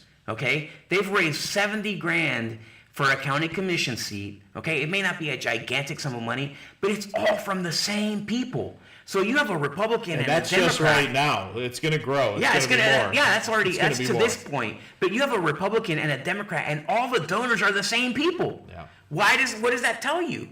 What does that tell you? These are all the same groups of people that they're just trying to preserve the status quo. They'll preserve the level of corruption because they are all afraid for power to switch to anybody else who's not in bed with them, right? So they want the people who they're sleeping with to have the power. That's what it's all about. Yeah, absolutely, John. There's no doubt about that. All right, so continuing on, a little bit more of Ricky Booth. So despite his nay, Hickory Tree Developments pass, and this is really sad, John. You know, my parents live off Hickory Tree Road. I grew up off Hickory Tree Road, and I can tell you what's happening on that road right now is a travesty. Yeah, it is. It's really sickening. Just development after development, left and right on that road right now. Supposedly 4,000 more homes on the way. And now they just approved another 1,100 homes on that road. And it's a traffic nightmare waiting to happen. It's going to be worse than Narcoossee ever was on that road. And, you know, he brings that up. This happened at the last county commission meeting. Ricky put up a little bit of a fight, and like you said, it is political theater. That's exactly what it was, because he knows he's not going to go anywhere with it, and the people that he's arguing with are people that are donating to him. So I mean, it's just funny to me. But anyway, this is the development that is going up off of Hickory Tree Road, and this is near Hickory Tree and Story Road for those of you in St. Cloud. 1,100 homes. It's just hard to believe what's happening out there, and this is all out through the manor. We do have a video from the county commission meeting. It's about 3 minutes long. We'll chime in here and there. It's kind of boring because they get into boring spots, but there's certain things that you need to hear. So watch this. Commissioner Chowdhury, what comments from residents in the area have you received? We love traffic. I do not believe we received. So there was no one at the planning commission meeting to. Of course, there was nobody at the planning commission meeting. Nobody knows when those meetings happen. No, we have these meetings in Saudi Arabia in the middle of the desert on a Sunday at 3:47 a.m. So nobody came to that 3:47 a.m. meeting in the middle of Saudi Arabia. I mean, come on, this is the dumbest thing.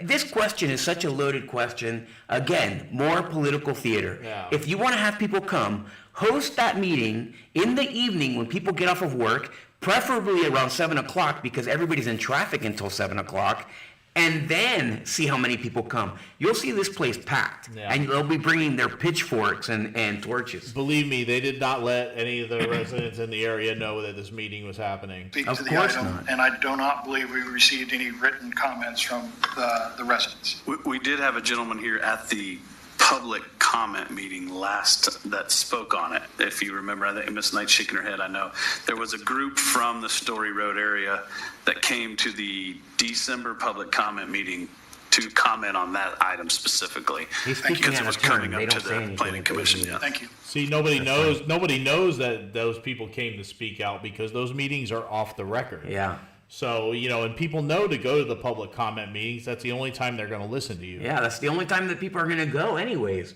And it's going to be the same group of people that have access to go during that time frame. Yeah, and it adds to the confusion that people have. Absolutely. They should be at this meeting speaking against it, okay, but they didn't know that. They went to the public comment meeting instead. Yeah, he looks like a bowel movement in that suit. In that chair. Okay, so I'm assuming it wasn't in favor of the development. Are you? Also, Then why did you ask? I noticed Then why did you ask? Could you go through Why did you ask what the audience is saying or what the community that members are saying then if you knew they were against it? You know they're against it. Yeah, we know Peggy loves development, so. We're against. So two of the commissioners, Commissioner Hott removed it from the consent agenda. And then there was discussion. They adopted the consent agenda and then had discussion on the item. And the commissioners that were not in favor of it indicated that they were not, they didn't have any issue with new development or with eventually rezoning. They didn't feel the timing was right. The timing. And staff presented What does that mean? a lot of information to the that means commission. that we have to wait until after the election. That's what timing means. When they're talking about timing, they're talking about the timing around when people vote. Yes, yeah, we have to wait till after the election. We all get reelected, then we can move forward with that. There you go. Let's not be fooled, anyone, please. The need for the development, be able to pay for the road improvements. So if development isn't approved, there's not a funding source for the transportation improvements. And staff talked about the need to extend water and sewer and reclaimed water to the property and make all those urban improvements. And then we talked about the requirement to improve the transportation network to the subdivision to provide adequate access that the roadway meets our current standards. And after the discussion, the chair called for a vote, and it passed 5-3 with one abstention. And the abstention was because there's a person working on the project. Wow, there it is. All right, so they had one person abstain, but because this person was working on the project, they had to abstain. And and it's a laugh. You know what I mean? Yeah, conflicts of interest all over the place. Yes. All over the place. There's nothing funny about conflict of interest. No. Why would you have an engineer on there who works on all the projects? Yes, and this he man works on all. So what works can he on do? all the projects. They get all the projects. They get all. And by the way, who's on all of the contribution reports? Yeah, the same individual. Same individual. Yeah. I mean, this is corruption. It may not be illegal, but it certainly is corruption. Absolutely. Okay, stand right behind. I recognize him. Yeah, right there. Okay. Just to know. Okay, thanks. Okay, Mr. Hindle. All right, and here's the guy. Happy New Year, guys. I think you were sworn in, right? Okay. Happy New Year. Hanson Walter, Associates, representing the applicant. A couple things on Representing the One of applicant. the concerns was the road. Oh my God. Yeah, he serves on the planning commission too, and yeah. But he, I mean, when was the last time he was able to take a vote? Yeah. Right? Because here's the thing: if you had a project that you wanted to get off the ground, wouldn't you be getting the guy who's always coming here, who lives here, and who gives contributions to every single person who's running for office, as long as that person will bend over and allow you to take advantage of them? That's what this guy does. This is incredible that he's on the planning commission with that level of conflict of interest. It's the same as the chairman of the school board overseeing $100 million in projects, in purchases and sales, and then having his wife as the attorney on the opposing side representing a seller or a buyer of land. And we had that. That's not a hypothetical. We had that. It's true. extremely horrendous government. Yeah. All right, let's play a little bit more of this guy. Associates representing the applicant. A couple things on it. One of the concerns was the roadways and confusion of whether the roads would be improved or not. And then Mr. Ramsey was concerned that Hickory Tree Road level of service, which you see in the staff report, the level of service currently is at level service B and C. So we explained to him I couldn't talk because I was abstaining, so I couldn't make any comments on it. But you're here I'll make doing those it comments with to no you. problem. So, but I'm going to make those comments to you. Yeah. To the overseeing board of the planning commission. if you notice on the conceptual master plan, there's a gridded network, and anyway, it goes on. All right, Ricky, was very polite to Mr. Hindle. Yeah, because he gave him $1,000. Yeah, because Mr. Hindle gave Ricky $1,000, and he gave Erika Booth $1,000. Right, and he gave all the people on that dais $1,000, I believe. We're gonna have to go back and we're gonna look at it. I can't recount the number, but this guy has written a lot of $1,000 checks, and he's gotten a lot of projects. I wonder if they're related. You think they're related? He did cut me a check for $300 for my school board race in 2020, and I asked him for money since, but he's like, "Hell no, you don't play along." I was like, "I'll still take your money, man. Give me your money. I won't play along still, but give me your money." No, sir. So. Oh my God. Well, like I said, there's going to be 1,100 new homes. They did approve this. Yeah, of course they did. And that vote by Ricky is BS. Yeah. He voted no because he was in his neighborhood. And if that project was being built in Poinciana, then Brandon Arrington would have voted no, and the other four would have voted yes. I mean, these guys, they huddle before it. They give each other a high five, and they're like, "Ready, break." And then they go and they execute the plan. These fools, come on. Don't. Ricky is unopposed right now, but he is running for re-election. He is probably worried that somebody's going to jump in that race. Yeah, I would be too if I were Ricky. So he has to play the part that he cares. He's concerned about what's happening to St. Cloud. He doesn't want to stand for it, but he's just one lone vote against the four of them. And please. The thing is that if you're really that concerned, you're going to put up a bigger fight. You're going to be loud, you're going to be angry, and I don't see either of those things in Ricky Booth. I don't see any anger. I don't see him being loud. He's just letting it happen. And he has his exit plan. Trust me. Yeah, of course. He has his exit plan. All right, John, so that was it. Wow. Okay, so we're an hour and 48 minutes. We could have done that in an hour and a half, but I kind of got carried away with a whole bunch of stuff. So, listen, we really appreciate it. We hope you like this new format. The show from now on will be no more than 90 minutes each one. So we'll try to keep it to 60 minutes. If we have an interview, maybe we'll go to an hour and a half. We typically will have a little bit more content, but we're going to try to keep it down to less than 90 minutes. So yeah, absolutely. Thank you for watching. We appreciate you standing with us and being with us, and we appreciate you watching later on. Follow us on all of our social media. Watch us on Rumble. Like and share. Please like and share. Hit that thumbs up button on Rumble, please. It helps out immensely. And watch out for the next Unsanctioned Florida, where we will have Supervisor of Elections candidate Jim Trouts on the show. Awesome. And he's going to tell us a little bit about himself and tell us why he's running for Supervisor of Elections. Awesome. Thank you. God bless you. Have a great night. We'll see you next week.